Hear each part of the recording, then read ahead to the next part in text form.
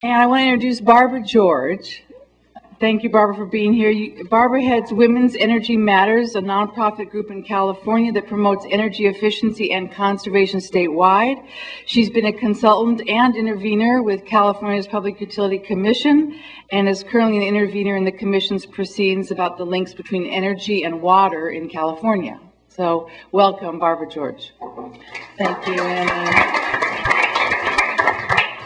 I hope you can hear me. I've been down with that awful flu and just barely have a voice tonight. So, and also this is a new experiment for me to put together a PowerPoint because I thought it would help move things along, because this is it's a complicated issue.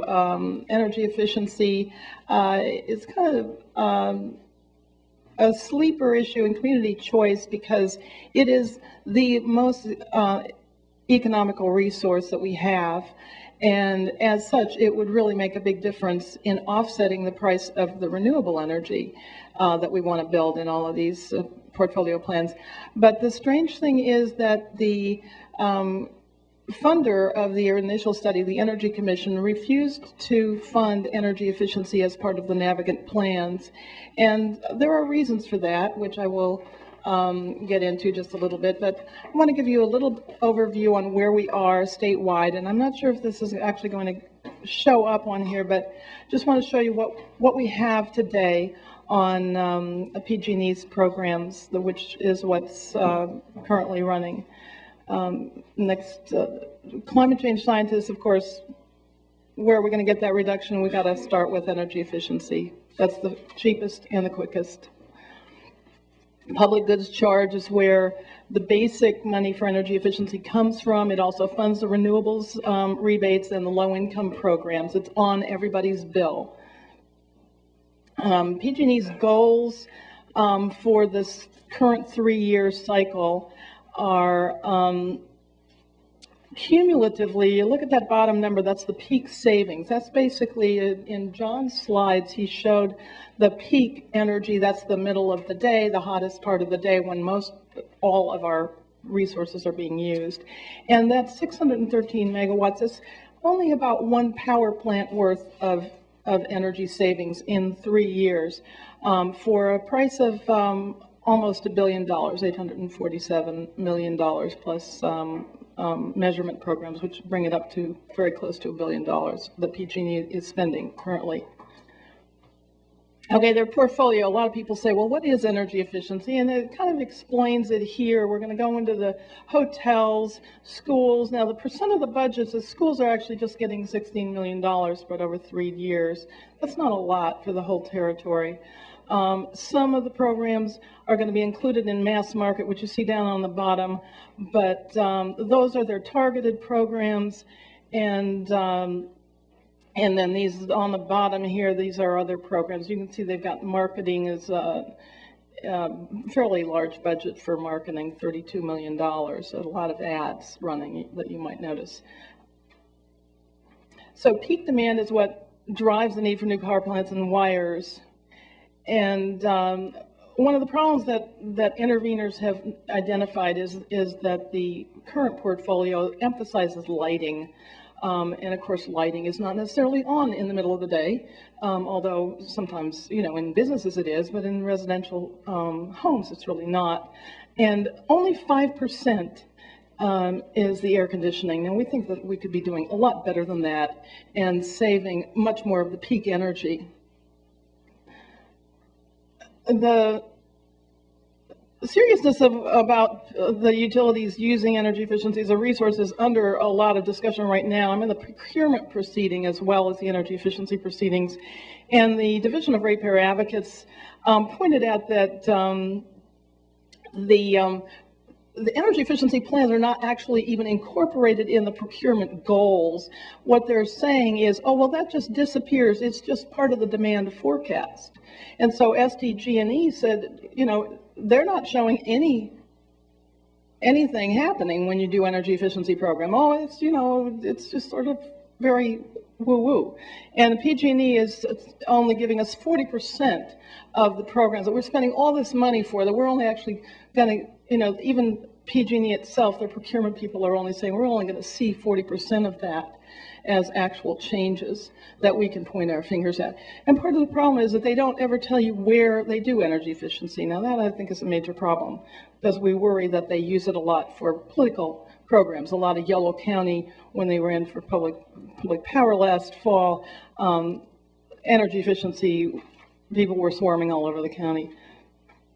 Now they are very serious about getting profits on energy efficiency, and they are currently, that's what's being debated right now in that proceeding. I'm sitting out that particular portion of it because I think it's ridiculous. But I fought that 30% return that they got for 1994 to 2001. I mean, even the energy crisis, I mean, it was really pitiful. But 30% is a very, very high return on investment, and there's no investment. They rely on growth for earnings. This is a complicated thing.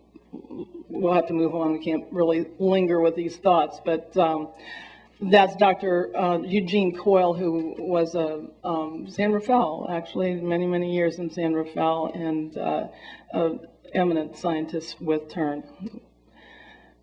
Okay, well, there have been alternatives. The wonderful thing that Loretta Lynch did when she was the president of the commission is she set up a 4-year experiment with independent programs, $50 million a year for these programs. They were run by local cities, nonprofits, and businesses. And my consultant analyzed the data that was reported by all of the different programs in the first of the 2-year segments, and turned out that in the residential sector, the independents all saved more energy than the utilities per dollar, all of them, except one.